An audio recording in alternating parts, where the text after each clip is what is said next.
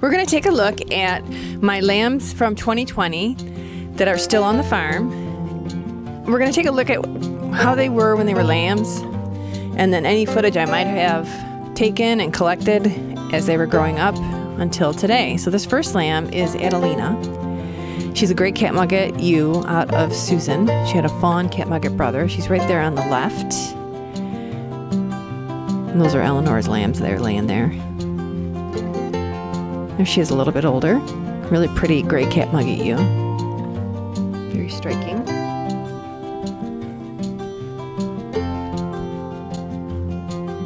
And here she is, a little bit older.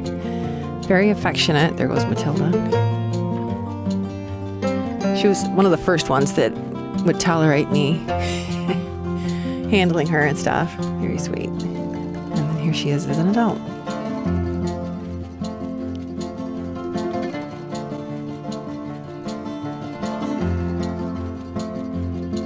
And we got Harry and Belva, two white lambs. They're out of Ophavia. The 2020 naming convention was heroes of the 19th Amendment, so people that were really influential in passing that amendment, because it was the 100-year anniversary. There they are, just out playing around. Here they are with the other lambs. So I guess there were quite a few ram lambs, I think, that we ended up not keeping that had been born before those two got here. So they had a bunch of playmates.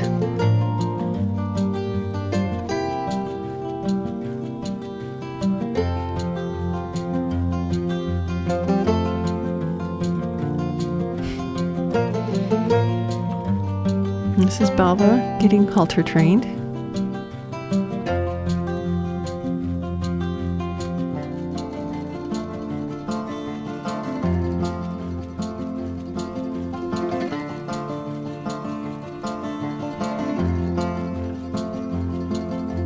This is Harry grown up. He's the one with the red mottled face there. Looks like something out of Guardians of the Galaxy. He's in with the ram lambs, actually, because the adults were bullying him a little bit. And then there's little Belva, just as sweet as can be.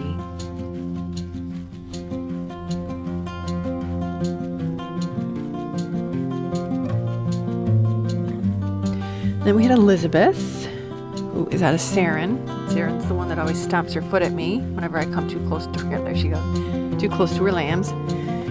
Elizabeth is a beautiful gray catmugget, single. Here she is as a grown-up, there on the right. And then we had Carrie. Carrie's out of Eleanor. She was a twin. She had a brother who's actually he's a breeder, in a farm in New York. Another pretty gray catmugget. And there she is as a grown-up.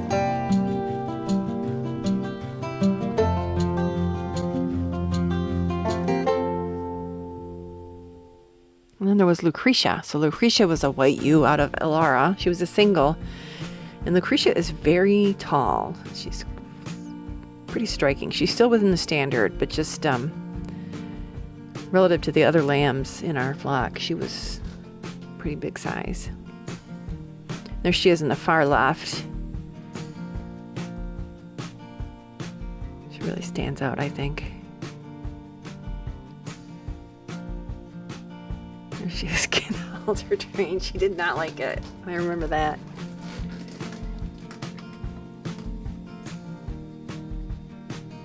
Here she is now. Just a lovely girl.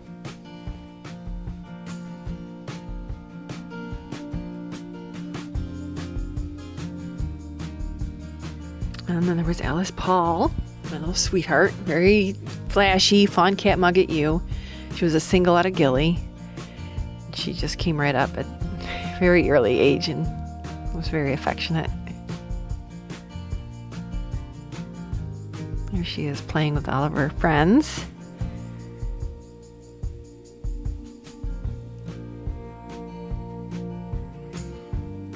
Comes over to say hello, but then she has to go back and play.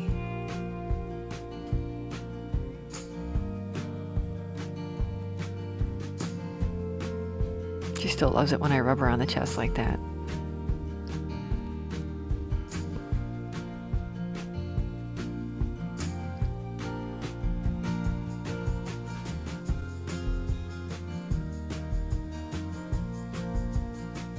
There she is getting halter trained.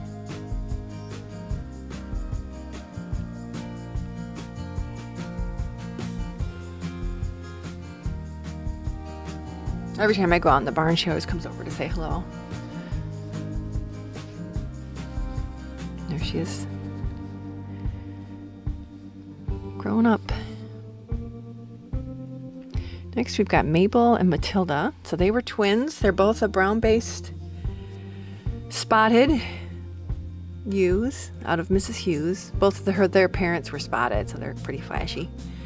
And Mabel's just all white, but then she's got a brown patch on the side of her face. And Matilda is much more flashy, with equal parts white and brown wool on her. So here's Mabel getting halter trained. She was very sweet and gentle.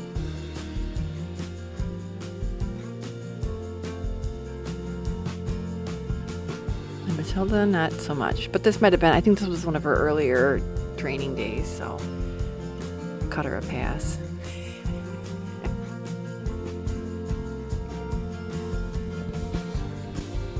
There's Mabel today, right there in the center. Looks like she has a mustache.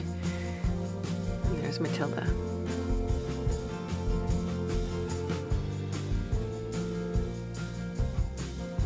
Next is a ram. So this brown ram is out of Pearl. And we haven't used him yet in breeding, but we still have him. We just really like how dense his fleece is. He's out of Pearl, so that is great. And here he is as an adult.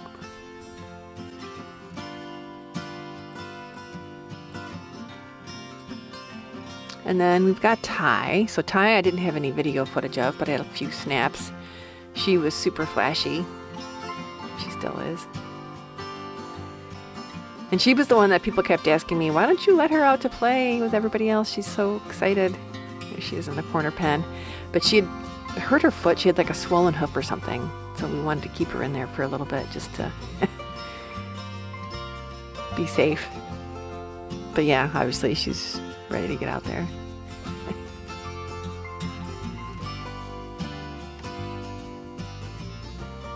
And there she is. She really stands out in the pasture. Really flashy.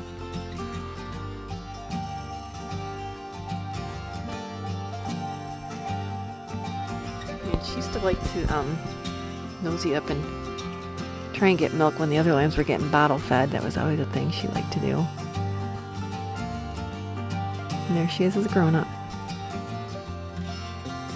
This is Susan B. So Susan B, I had 2 bottle lambs. The brown ewe lamb, she didn't make it. She actually passed away. But Susan B was a bottle lamb. She's on the right there. There's a little black ewe with a very serious face, waiting for me to give her the bottle.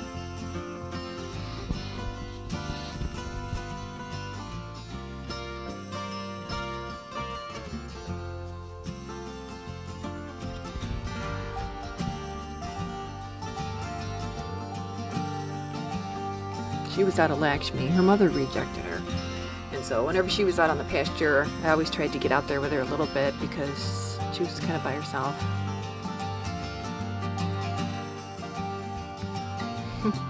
Sweetheart. But she's done really well. Here she is. And she got bred, so she's going to be a mom and have a baby for herself to take care of. Next is Sojourner. So she's out of Pearl. She's the sister to that brown ram I was talking about before. Here she is in her halter training.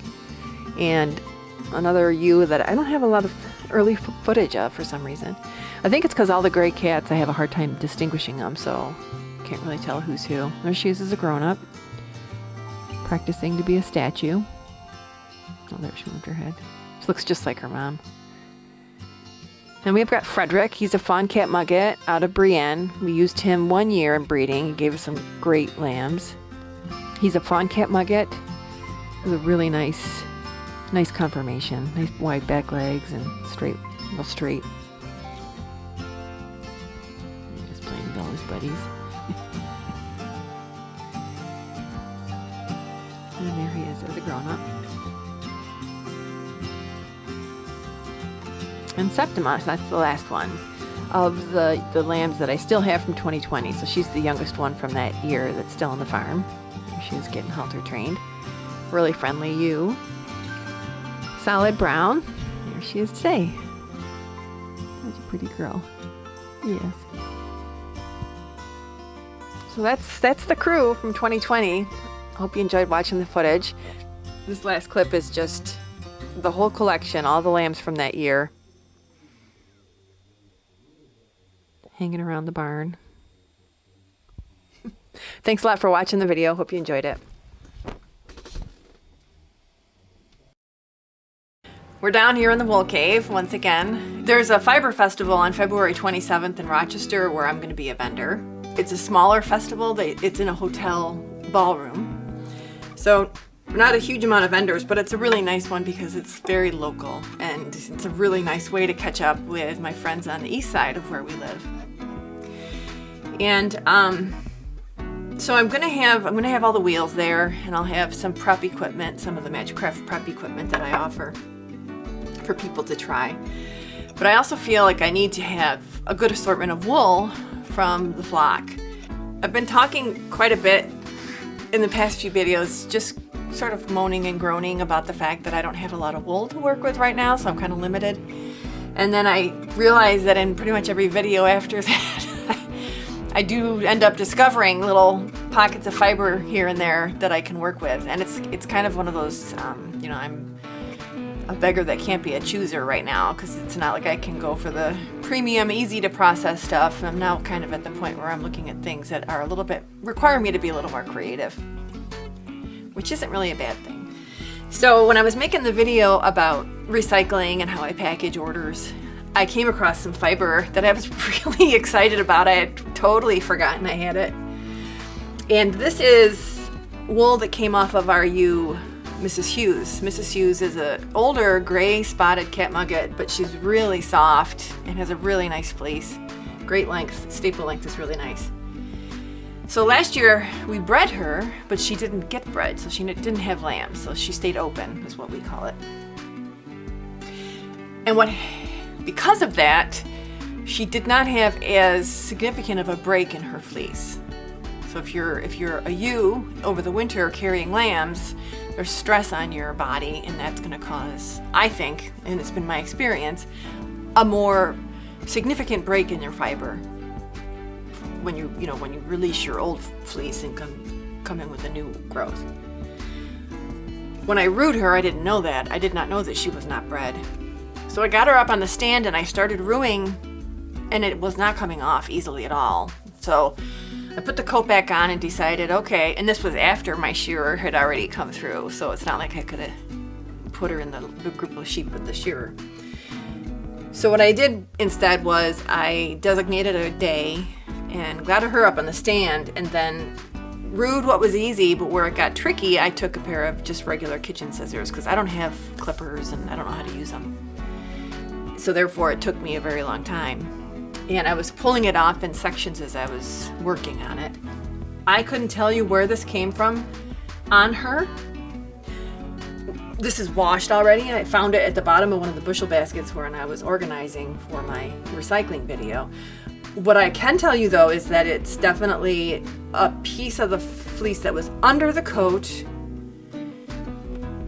and so therefore it's really clean and really nice. And there's a lot of very tightly coiled locks, which I've discovered works really nicely to spin those lock spun yarns. So that's what I'm going to do with this. There's one patch of it that's a beautiful dark charcoal, And there's like 5 people that are in my head right now that I know that like to work with my fiber that are like, give me that, I want it. But I'm gonna spin this up because, like I said, I have this event at the end of February, and these are my locals. These are the people that were supporting me way before I even started having any activity on the internet and stuff. So I like to have a nice assortment of wool for this particular group. But so anyways, there's this really pretty dark charcoal section.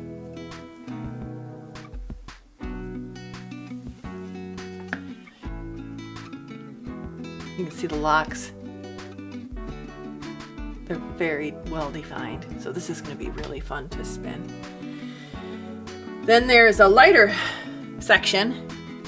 So I'm just gonna, I'm just gonna spin it as it goes. It'll probably end up being sort of like a dark to light, but I'm not even gonna worry about that. I'm just gonna spin it as it goes, and we'll see what it looks like at the end.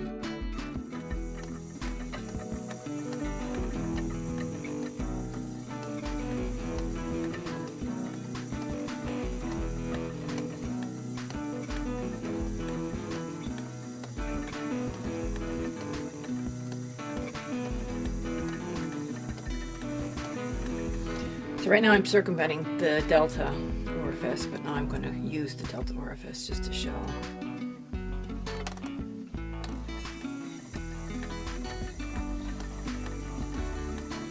Looks like doing it both ways. This way it doesn't move around as much.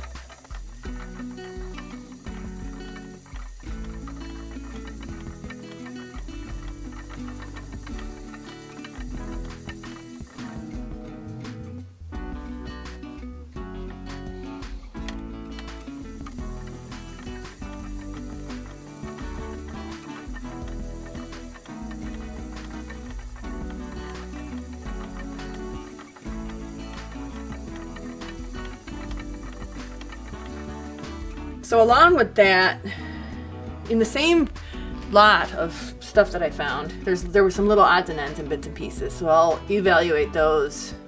They might actually get combed because they don't have as curly of tips, and they're just little small sections.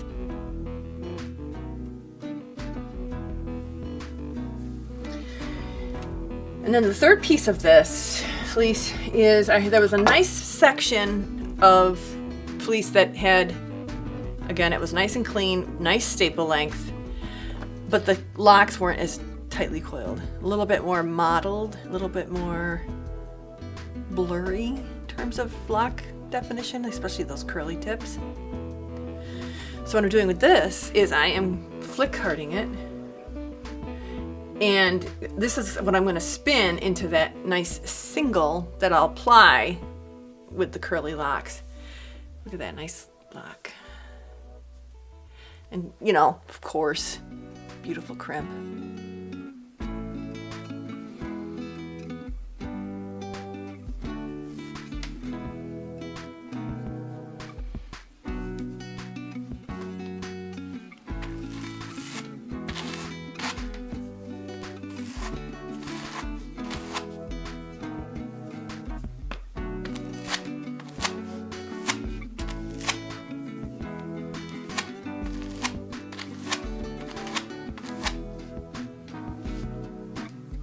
So this is some of the fiber I've got flicked up right now.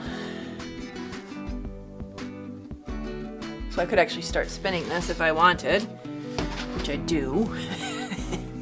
So I'll spin that up really fine.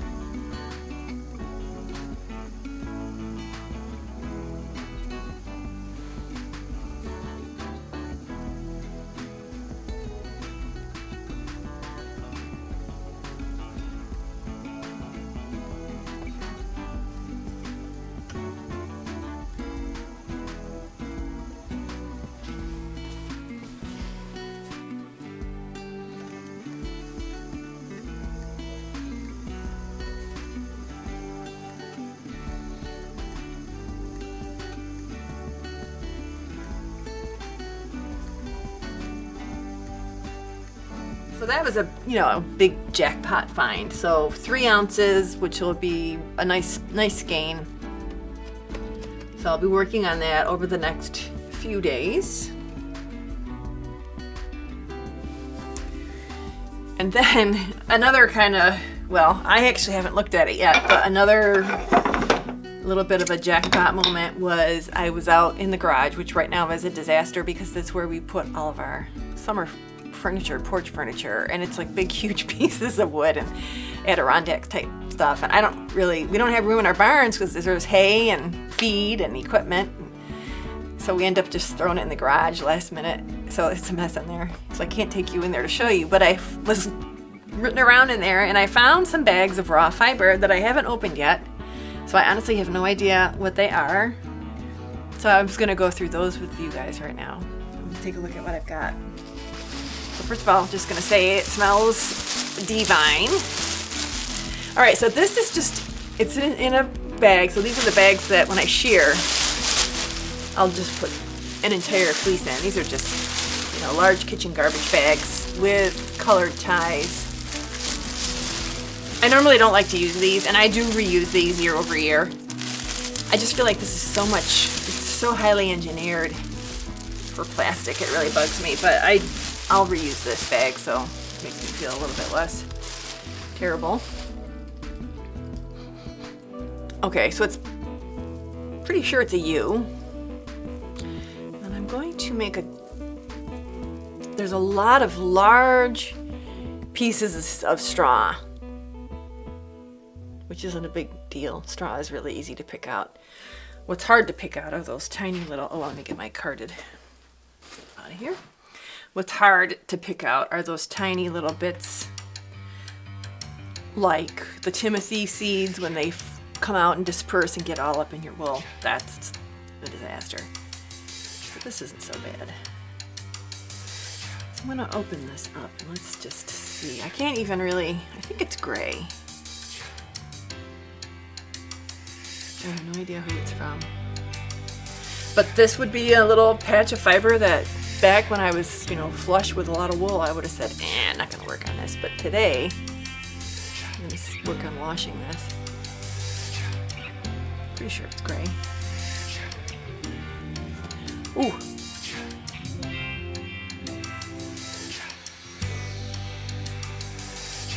I don't know. So like I said, a little bit of a jackpot. I was gonna put this in my comb top pool because it was so much hay in there and stuff, but like I said, I'm not gonna do that now. So this will probably end up being a 1 ounce bat. I will turn this into a bat.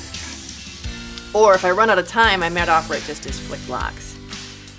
And yes, I can. There's one person I know who's got her radar up, which is fine. I will be listing it on the website. So if you see it there, don't feel like it's not available.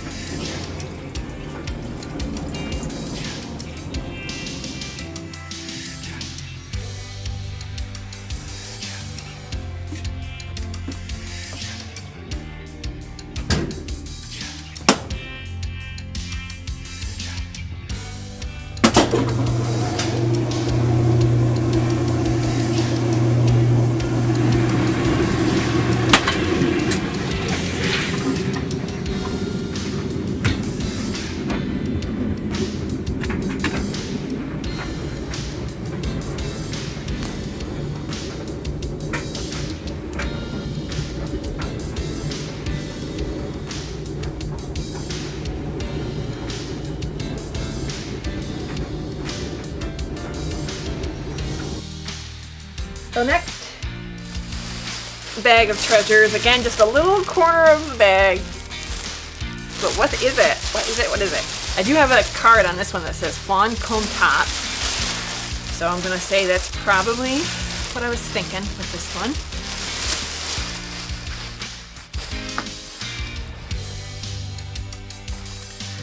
So this looks like skirting waist. Okay, so if you are a regular viewer of my videos, there was a skirting video I did 3 weeks ago maybe, where I talk about oh, here's a good example of this. Then I talk about there being so much manure embedded in the fiber when you're skirting it that it's not even worthwhile saving it. This is an example of that. You see? That right there is a dung tag, which is why I put that in this bag. Which I probably shouldn't have. I should probably just throw that right in my compost pile. So, all right, so there's some short, I'm not gonna throw this away inside because even though I do love that smell, sometimes it can be overpowering in the house. Yeah, I don't know. It's possible this might end up staying in the fawn comb top. All right, what about this big bluff of fluff? Kind of short. Okay, I would say that's a good call. This is probably some fiber that came off like just at the top of her leg before the fleece started to look nice. Right about here, because it's shorter on the leg. So you know what I'm going to do? I'm going to put this back. Because it is. It's a lot of really shorter, nice pieces of fiber, but stuff that I don't really want to process. So until, if possibly, you know, we get through till end of March, and I still don't have anything, I may come back to this. But for now, we'll set that aside and not worry about it. I don't know if I said this last time, but I do have a scheduled date for my shearer.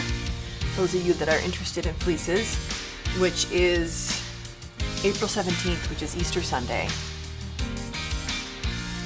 Which I feel kind of bad, but that was the day I got. So that's more shearing. So give me about a month to get everything skirted and organized and evaluated, and then I will be posting on my website. And I think I said this before, but I'm going to set them up as an auction. So they'll be up there for a week. You can look at them, read the data, understand what all of them are, and see if they suit what you need. Because last year was kind of horrible. I felt very bad about how it went with all the how fast everybody had to move and didn't really have time to look at it. So the auction format will give everybody some time to look at it, and we'll see how that goes. All right, I have one last bag. There's a good amount in here. I don't know, maybe 8 ounces. What is it? What is it? What is it?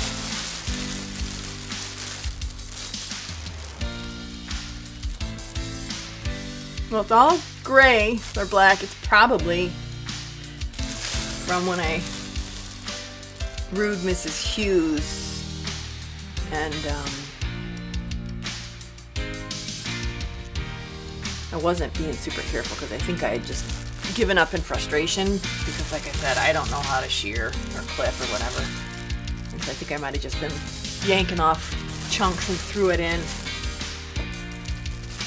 a bag for putting into comb top. I'm sorry, I keep on pausing because I'm just looking to see if there's anything that's lovely that I can show you. I'm on the short side.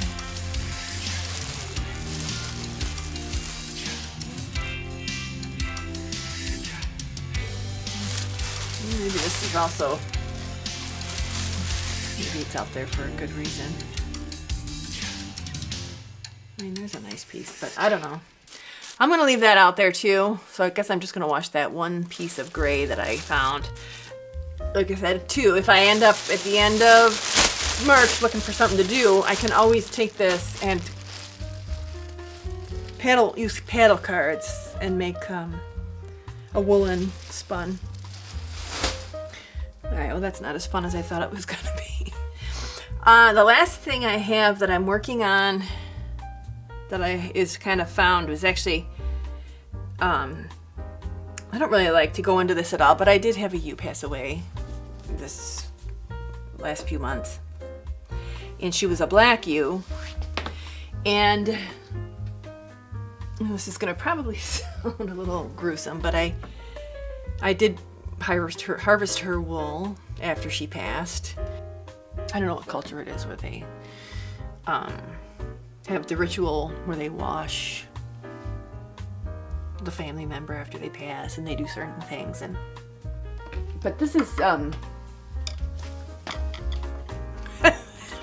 this is why I don't like to talk about these kind of things. But anyway, so I did take her fiber, washed it, and it's got quite a bit of VM in it. So what I'm doing is spinning this up with long draw just to get a little bit better at long draw. And then I'm gonna apply these with what's left here after I finish it off. And I think I'm just gonna knit this into something for me. I think I might make a hat, or maybe a hat and a pair of fingerless mitts will be really nice. And there's a good amount of fiber here still.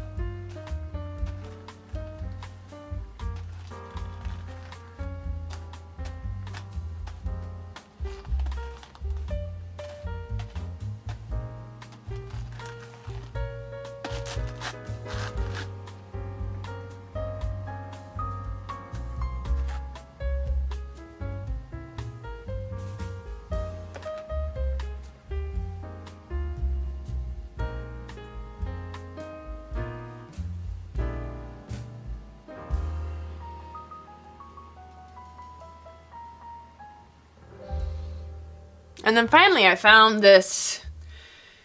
This was I use these plastic pretzel bins to store individual lots of fiber, and most of the time I remember to mark it, but this time I didn't. So what I think this was white neck wool that because it got so blobbed together and stuff, the lock formation kind of fell apart. I wasn't able to flick it efficiently, and so I set it in the jar thinking I would use it later for something else. So I used some of this for the last skein of self-striping yarn that I just finished, but I'm gonna comb the rest of this and maybe just package it as little clouds for somebody that wants some pretty white Shetland fiber.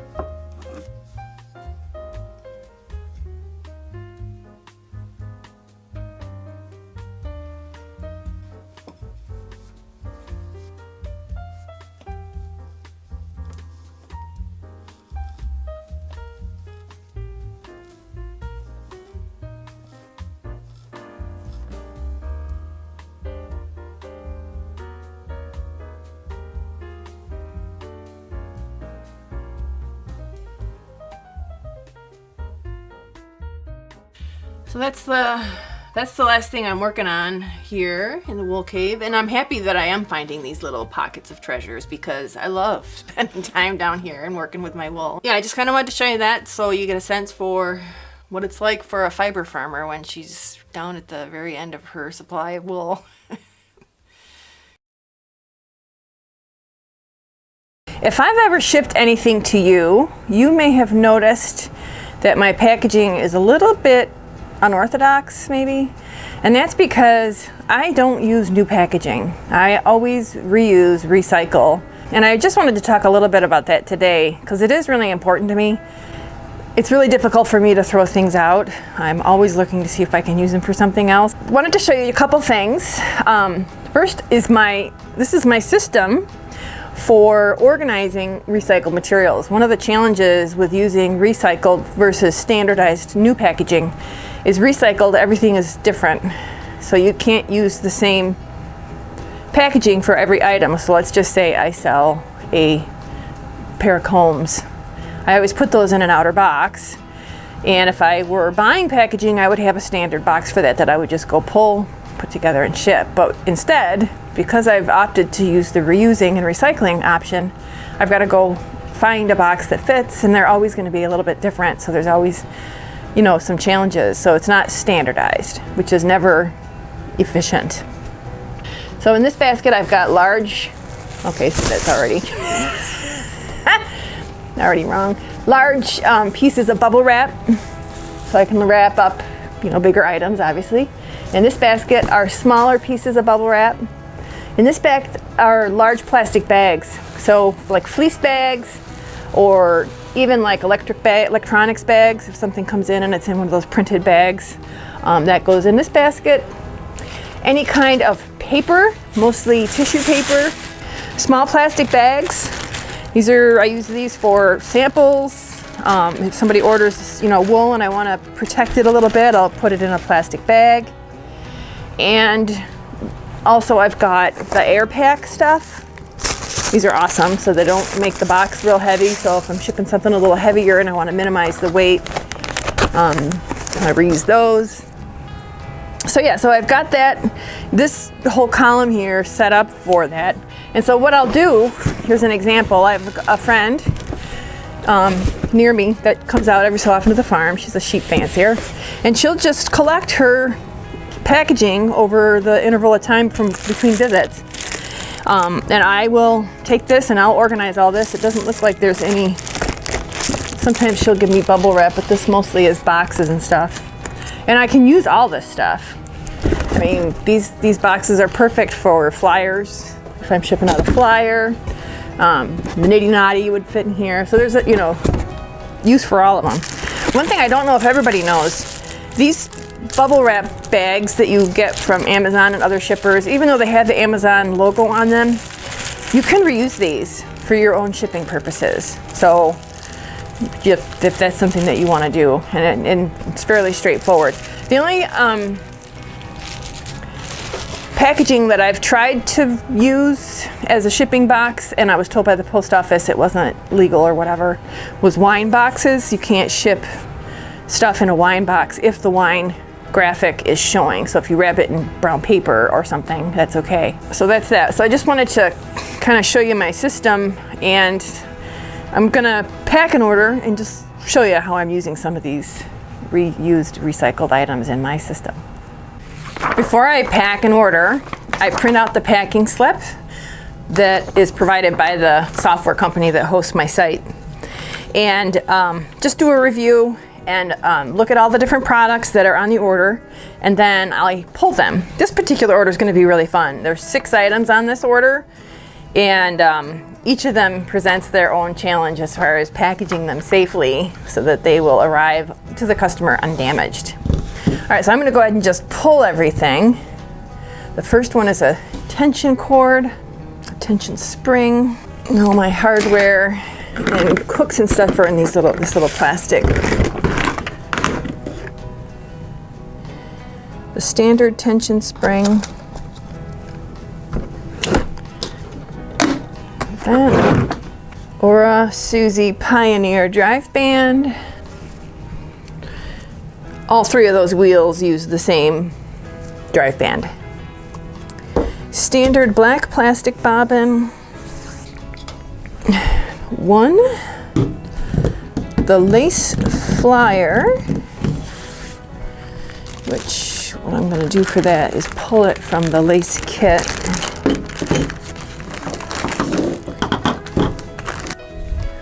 And then a Susie pulley.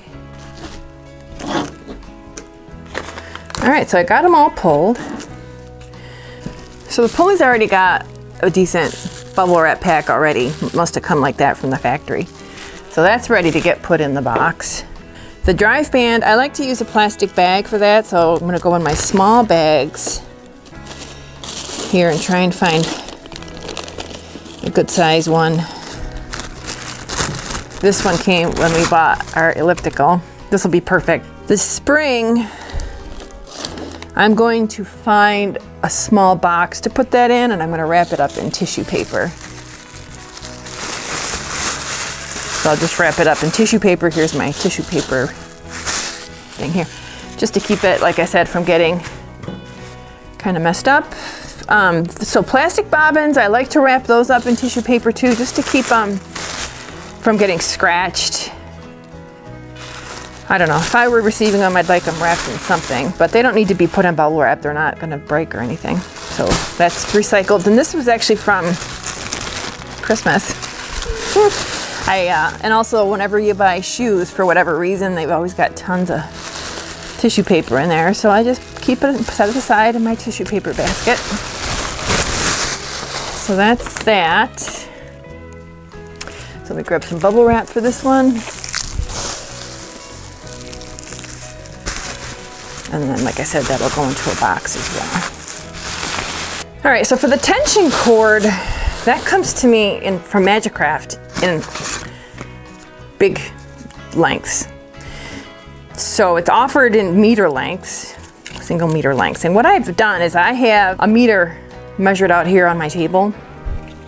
I did it with a Sharpie. So I just measure out my tension cord. Now this cord, it's nylon and it's like a braided material, so you can't cut it because it'll unravel. So the way you cut your tension cord, nylon tension cord from Magicraft, is you have to burn it. And you can do it with a lighter. I just have a little tea candle down here that I use. So I always go a little bit over and just hold it over the flame. So that way the edges don't unravel. So I just have this down here. And that tension cord will go in its own little plastic bag also, just to prevent it from getting snagged and caught up with some of the other bits and pieces that we got. All right. Okay, so I've got all my inner packaging organized. So now we're gonna go find a box. I'm gonna show you how that system works. Okay, so this is where I keep my very, very small boxes are here. And any bags, those are kept here that I use. All right, so this mess over here these are my inner boxes. So that flyer, the lace flyer, I'll pull a box out of here. And these are my medium-sized boxes that I will use because the bobbin has got that bigger flange. Those probably won't be what I use for this order. Oh goodness. And then I have this collection of foam. Again, just cannot stand to think of it going into landfill, so I'll reuse it for packing orders where there's a lot of space left in the box. So I did find a little tiny Ziploc bag. I'm going to put the tension cord in. This bag says gift, something that we ordered from overseas, and I think it had a little scary doll in it, now that I remember. But just in case I was not confused, it is a gift. Bless them for that. Okay, I do need a box for my hook and a box for my flyer, so let me go get that quick. All right, so here's a nice inner box. Obviously, I can't use this to ship, but I can use it to protect items inside of a box. Let's see what I recycled this from. The rubber stoppers that I bought for my sink, my utility sink, so I could wash fleeces. See how things cycle around. So I'm going to put the spring in there. This is where my OCD kicks in. I have to double check and make sure, but there it is. And then, just to make sure people don't get confused or panic as they're opening their order, I write a little note. Cross this off. You're not getting drain plugs. You are getting, here is your spring.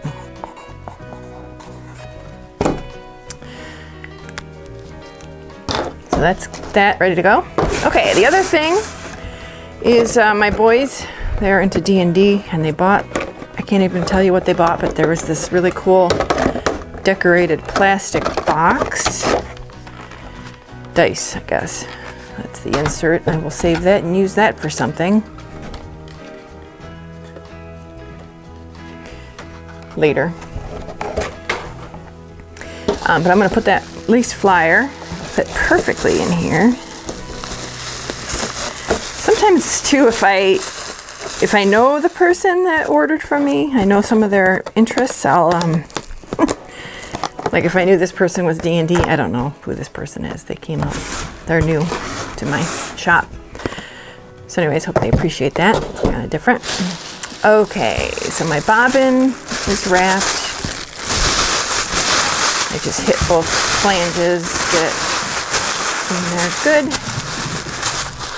And then for the packing material, I just have a bunch of crunched up newspaper from when Magicraft sends me accessories. And I'm gonna just use that.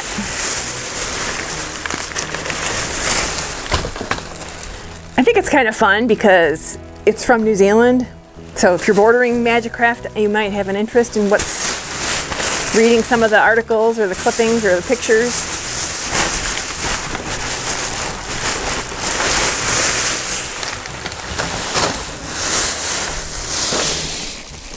But I wanted to talk to you guys about this because I worry sometimes that people just think that I'm using garbage to pack their orders, but it's a very deliberate effort to make sure that I'm not leaving a big footprint.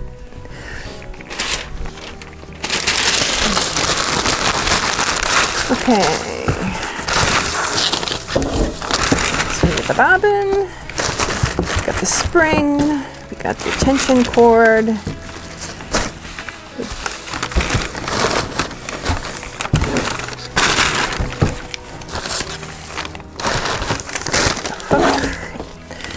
Flyer.